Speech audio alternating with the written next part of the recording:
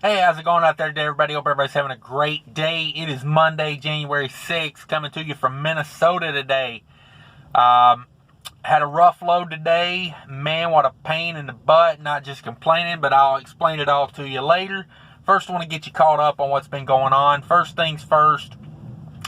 Last time I came to you in a video, it was Atlanta. I was in Atlanta, and man, the rates down there, I couldn't find nothing worth doing down there. But finally, the carrier did. Made a few phone calls. Worked with a broker that we work with quite a bit. So found a load from rural Georgia up to Asheville, North Carolina area. Ran that up. Used up all my hours Friday. Really close on time. By the time I got it unloaded, got to the truck stop like 10 miles away.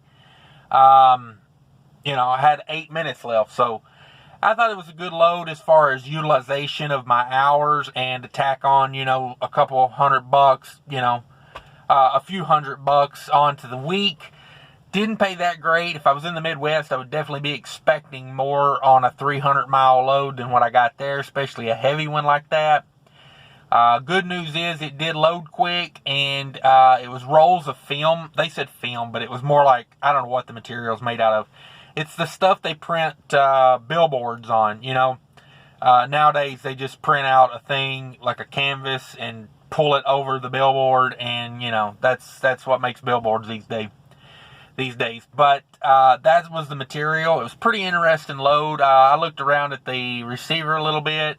He kind of gave me a little bit of a tour, what was going on. I never shoot videos in those situations because I don't know who wants video shot in their facility and who doesn't. So I really just play it safe and don't shoot video in customers' locations. It was pretty neat though. The rolls were about 7 foot tall and about 4 foot in diameter. Huge rolls. And, they load them on to this big roller. And when they unroll them, they actually fold out to 14 feet. And so, they can do some pretty big billboards there. But printer they got there is ginormous. I mean, it's like the size of a house. I don't know. I would imagine the printer cartridge is probably like 5-gallon buckets poured into it or something. It's probably those big totes, the metal tote, the plastic totes with the metal cage around them. I would imagine that's probably what it is, because this thing was massive. But anyway, next time you see a billboard you like, you can thank me a little bit for that. So that was a pretty cool load. Got that done. That set me up for a South Carolina load. Customer load, drop and hook on both ends. That load had some revenue issues. And the confusion was on me. Like, I couldn't complain about it because I had, I assumed, and it didn't work out. So, like I said, it wasn't a bad load. 3,700 pounds, drop and hook on both ends. Customer requires good trailers, so I had a good trailer. All that's good, good. Averaged over 8 miles a gallon. Fuel costs like 32 cents a mile. Winning on that. But the revenue issue is when they told me the price, I was assuming for some reason, because of that price, that's the reason, that it was to the truck. That was the carrier's price. So they still going to discount that price. So like I say, I'm not sure I would run those again for that price to get out of that area. Given they are a straight back to Minnesota run, I do like that. They drop on the yard because they don't deliver for like 2 more days. They'll have a local guy deliver that. It only took up about 12 foot of the trailer, low, all good things, But the revenue kind of blows, in my opinion. Like I say, still making money on it, but I don't know. For like other customer freight, we do better. Of course, most of the customer freight I deal with is in like the Minnesota, Wisconsin, Illinois, Ohio area.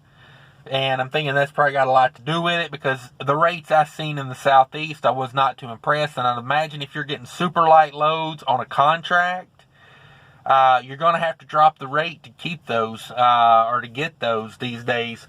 So I think that's probably what's going on with that. I talked to a driver a couple weeks ago, and he was saying South Carolina loads were good. And I was like, all right, man, they sent me that one. And then I was thinking, hey, that's to the truck price. This is going to be pretty damn profitable, like 2-day run, drop and hook both ends, ASAP delivery, deliver whenever I want because it's just dropping on the yard. I had the hours to run it Saturday, Sunday, bing, bang, boom. I was like, yeah. But then after I got to figuring it up, I was like, yeah, more of a meh load than a, get excited load. So, I ran it. No big deal. Like I say, it'll probably depend on where I'm at and my hours and that type of thing. If I take one again, because like I said, I'm not trying to run for company driver money, and given by the time I ran that load, by the time you break out everything that needs to be paid out on it, it's better than your average company driver, but at the same time, it's not like owner-operator money either.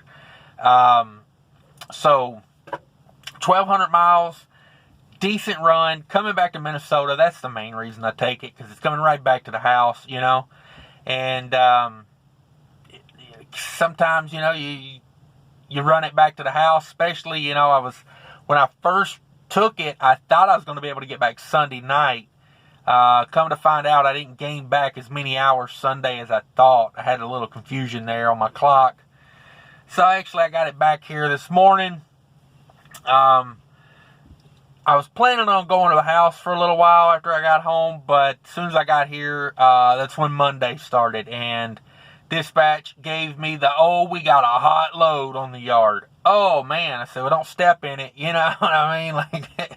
Whenever they tell me there's a hot load on the yard, that's my go-to response. I say, well, nobody step in it, because the loads on the trailers are not hot. When I back my truck under them, they cool down. I even told them this morning, they were like, oh, yeah, it's a hot load. I'm like, it's in a dry van. It's 17 degrees outside. I was going to guess that load's pretty cold, actually. Just to be a true smart aleck, because I hate dispatch go-to BS, like trigger words they got. So, regretted taking it almost immediately. They handed me the paperwork for it, and it's basically written on a paper towel. I mean, it might as well be. It's written on a little postcard-sized piece of paper. It does not have the receiver's information. It does not have the load count. It does not have the weight. It is basically a useless piece of paper. And so I asked him, I said, well, how much does it weigh? Oh, it weighs I'd be surprised if it's over 30,000 pounds. I said, well, I don't like being surprised, so let's call the shipper. Can't get a hold of nobody there. The driver that picked it up drove it 500 miles to get it here and drop it on the yard. And given this was over the weekend, so I'm sure he didn't scale it. Which, come to find out, was the thing that should have happened. That was the weak link in this chain of events. So I take it down the road, I scale it, and here's where the problems start. We are at 35,860 pounds on the trailer tandems, and I don't have enough holes to slide to make it legal. And even if I did, I was going to try it. I had a pin that would not release. The spring had rusted through on the pin on the tandems. So here we go. I tell them, this is multi-layer problem we got here, because number one, we're overweight. Number two, we can't slide them because we got a pin that won't release.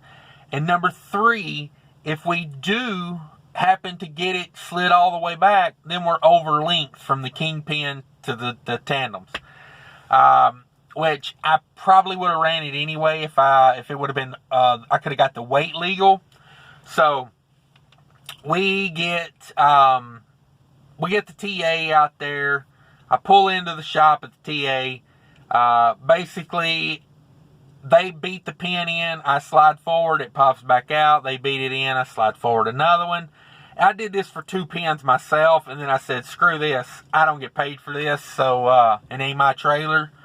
So let's get some professionals on this, because it was taking forever. You got to beat that pin in, get out, or get in, move the truck forward, pin pops back out, you get out, beat it in. Literally to move 2 pins was like an hour. So finally I just, said, let's get some help on this. The pins were super rusted. I mean, if the springs rusted through, so it wasn't like I could just get out there and tap it with a hammer a couple times. And you got to get it to stay in, you got to have it wedged a little bit, because if you have the pin floating free, it's not going to stay in. So you got to kind of wedge it. So when you're beating it in, it's got to be wedged. Total pain in the butt. About an hour of labor there at the TA. We got it slid all the way back. I throw the thing back on the scale. We're still over by 120 pounds. Either one of these things I wouldn't have worried about. But when you compound, we're slid all the way back and we're still overweight, I don't think the scale's going to let that slide. And so I call the company back and I say, hey, I'm not running this. It's not legal. I'm coming back to the yard with it. Well, they say, if you cross that Minnesota scale like that, you're probably going to get a ticket. And I was like, okay, well, figure something out. I'm not going anywhere with it. I'm sure as heck not trying to take it over and deliver it. So the way it worked out was, they had a customer. The carrier's got a dedicated customer down the road. And I guess they called them, made a deal with them for me to go over there, pull off 2 pallets off the very rear just to get me within weight, So they pull those off. I guess they're going to send a day cab guy, send a local guy over there to pick them up. Maybe already have. I don't know. But they worked a deal with them to pull a couple pallets off, store them there for a little while. And so I drove it back to the yard with, the tandem slid all the way back, but it was at least legal on weight. And, I figured if Minnesota pulled me in for having them slid all the way back, I could show them that the pins won't release, and that's something the TA won't fix. The TA doesn't weld in new pin pockets, I guess they're called. The little the tandem pins, they got a spring in there. When you pull that handle, that spring pulls the pin out. So, spring and the little rod and all was rusted out. It was totally broken. I figured if I crossed it and they said something about it, I could be like, hey, my yard's, 40 miles from here. I'm going back there to have them fix it. At least I was legal on weight at that point. So, was what it was. They took it off. I drove back to the yard. I dropped the trailer here on the yard. And, I guess they're going to weld in some, they're going to fix that pin. Because that was another thing. I didn't want to deliver the load in Wisconsin and be there with a broke trailer anyway, So I'm like, let's just bring it back to the yard, which is what I wanted to do from the very beginning. But, we sat in Wisconsin for 2 hours for waiting on the TA to, work the pins in. And then we sat over there after we realized the weight was still over after sliding them back. Sat over there for like another hour. Actually almost 2 hours. And then, brought it, and then, the getting unloaded. That took about an hour to get over there, get it unloaded. Sorry, I got something in my eye. I'm not going crazy. So, I got paid 5 hours of detention on it. That's what I told them I thought it was worth. It's not a great rate. It's $30 an hour, but at the end of the day, it's sitting. Given I could make more if I was running, but I'm also not burning fuel, so it kind of, evens out a little bit. But when the truck payment comes due, they don't give a crap how you made the money as long as the check clears. So like I say, I'd rather be running, but it's money. So I got paid the miles for running it over, the miles going over and getting it dealt with at the the third party customer, and then the miles for coming back here. So I got miles on it. I got about $150 in detention.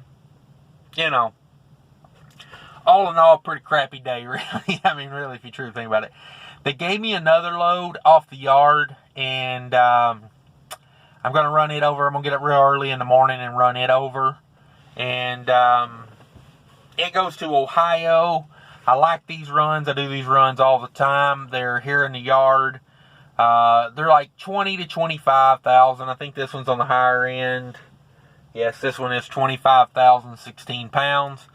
So, not a bad run, though. It's straight through to Ohio. It's like a 600 and something mile run. So, it's a good one-day run.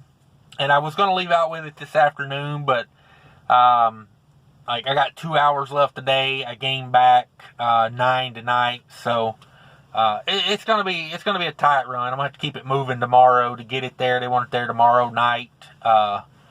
So I'll run it there. They let me park there at that customer for 10-hour break. We'll get up Wednesday and try to keep this week rolling. But yeah, that was a rough day dealing with that trailer.